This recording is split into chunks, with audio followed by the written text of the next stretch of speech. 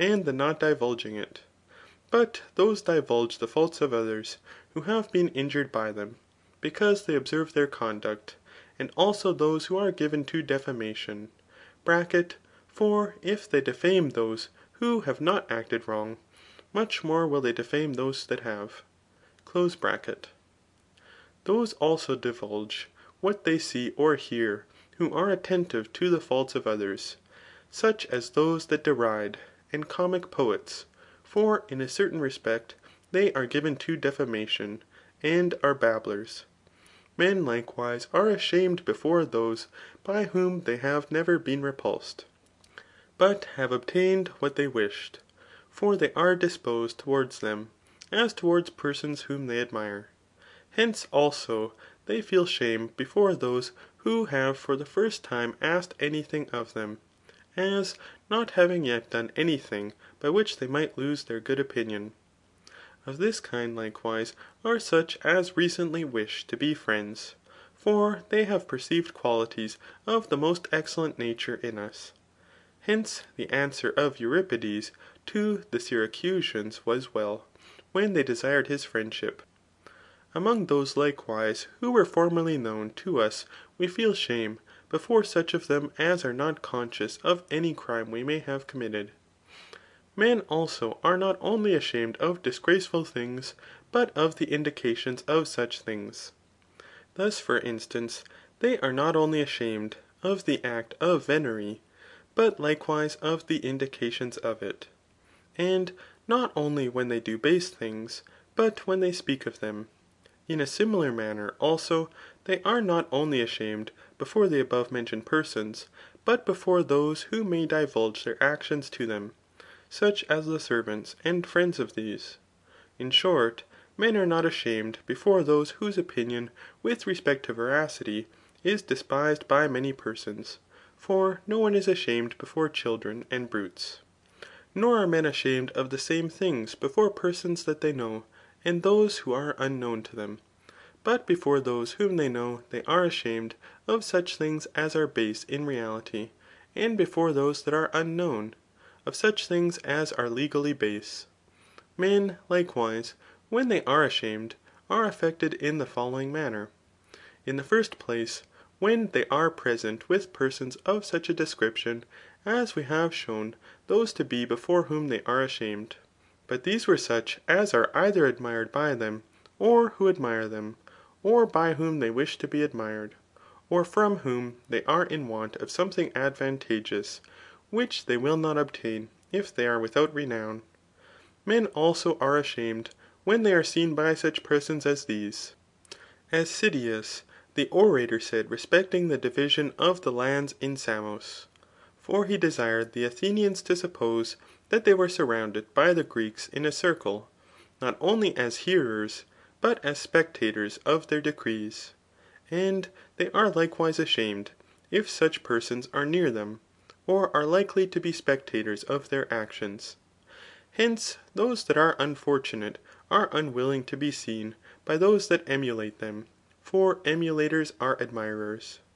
Men also are ashamed when they have any thing which disgraces the actions and affairs either of themselves, or their ancestors, or of certain other persons, with whom they have any alliance. And in short, they are ashamed before those of whom they are themselves ashamed.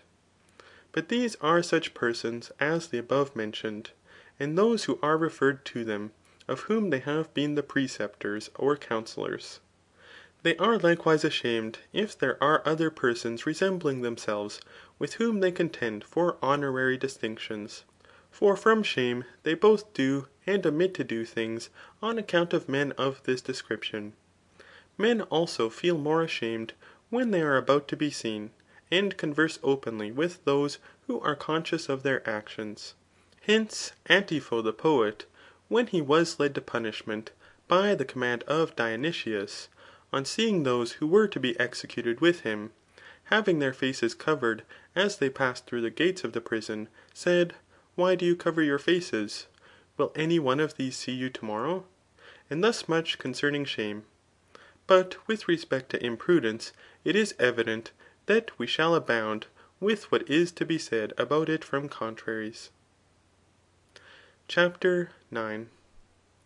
Those, however, to whom men are grateful, and in what they are grateful, or how they are affected when they are so, will be evident, when we have defined what a favour or kindness is.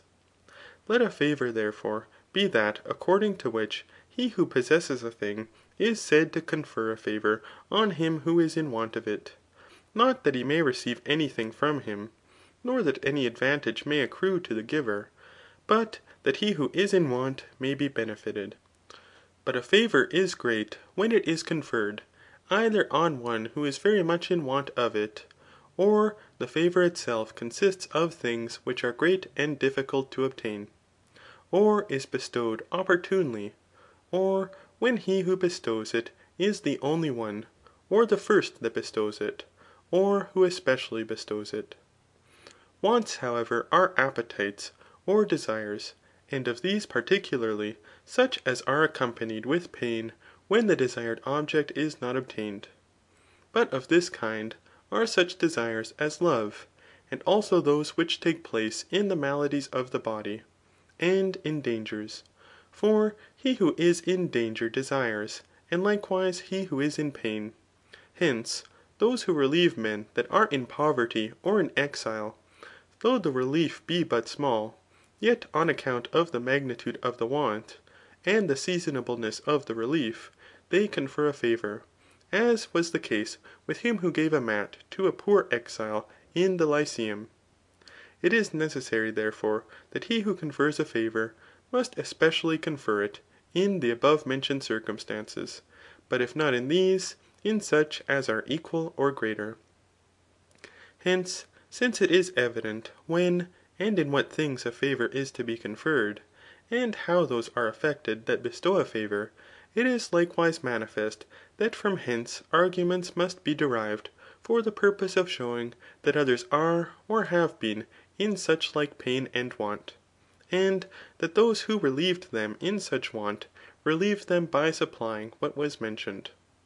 It is likewise manifest whence it may be shown that a favour has not been conferred, and that no gratitude is due, either by evincing that it is or has been conferred for the sake of those that bestowed it, and that is not a favour, or it may be shown that it was conferred casually, or by compulsion, or that a kindness was returned, but not conferred, whether knowingly or not.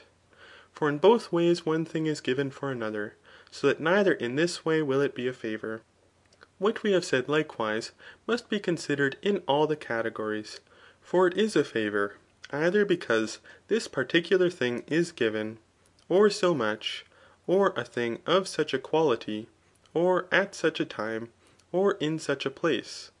But the signs that a favour has not been conferred are if less has been done than at another time, and if the same, or equal, or greater things have been conferred on enemies.